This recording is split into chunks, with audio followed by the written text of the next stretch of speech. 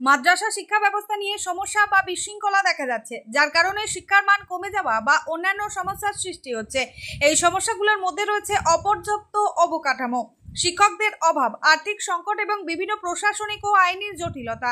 এদিন এমনই অভিযোগ তোলা হলো মাদ্রাসার শিক্ষক শিক্ষা সমিতির উত্তর 24 পরগনা জেলার ত্রিবার্ষিক সম্মেলন থেকে।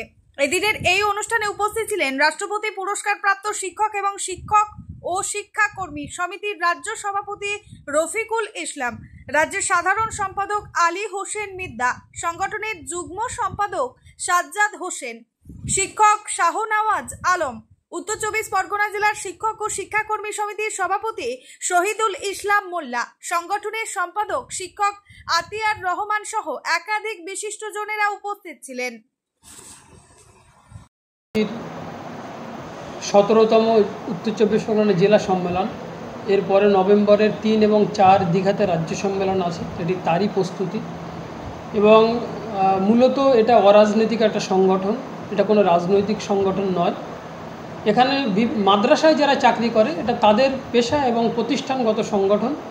তো পেশা এবং প্রতিষ্ঠানের বিভিন্ন সমস্যা থাকে, আপনারা জানেন।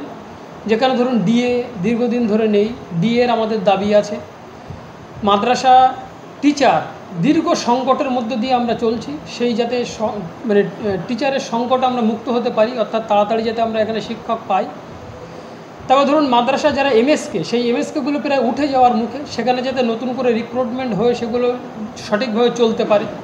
মাদ্রাসায় যে আইসিটি টিচারগুলো আছে বা ইনস্ট্রাক্টরগুলো আছে, তারা যাতে সঠিকভাবে প্রতি মাসে যারা বেতন পায়, স্কুলের ক্ষেত্রে আইওএসএমএসের ক্ষেত্রে তারা বেতন পায়, তো মাদ্রাসায়ও যাতে ঠিক অনুরূপভাবে স্কুলের মতো যারা আইসিটি শিক্ষক বা ইনস্ট্রাক্টর আছেন তারাও যাতে এই সমস্যার সমাধান হয়, এই বিভিন্ন দাবি দাওয়া নিয়েই আজকের মূলত আমাদের এই সম্মেলন। আপনাদের সম্মেলন কে কে উপস্থিত ছিলেন?